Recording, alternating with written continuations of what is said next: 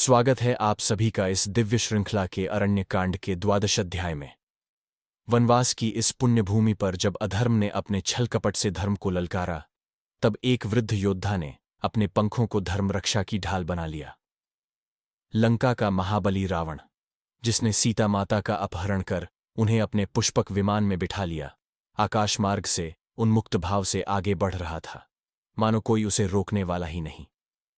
किंतु उस पल प्रकृति ने भी रोष दिखाया और आकाश के विस्तार में उभरे एक विराट छाया ने रावण के मार्ग को रोक लिया। वह कोई साधारण प्राणी नहीं था, वह थे पक्षीराज जटायु, वृद्ध किंतु तेजस्वी, दुर्बल शरीर किंतु अदम्य साहस से ओतप्रोत। दशरथ के परम मित्र जटायु ने जैसे ही सीता माता की पुकार सुनी, उनका हृदय धर्म और दायित्व के ज्वालामुखी से दहक उठा। जटायु ने गर्जना करते हुए रावण को ललकारा, हे रावण, यदि तू वास्तव में बलवान है तो मुझसे युद्ध कर, नारी हरण करने वाला कायर मत बन।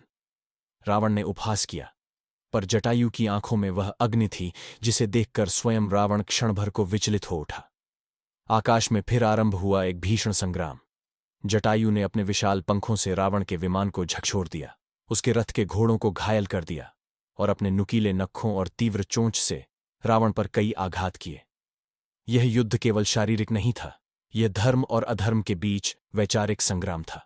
एक वृद्ध अपने अंतिम श्वास तक नारी सम्मान और मर्यादा की रक्षा के लिए लड़ रहा था।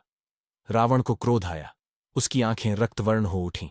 उसने अपने खड्ग से वार किया और जटायु के दोनों विशाल पंख कटकर आकाश से गिर पड़े।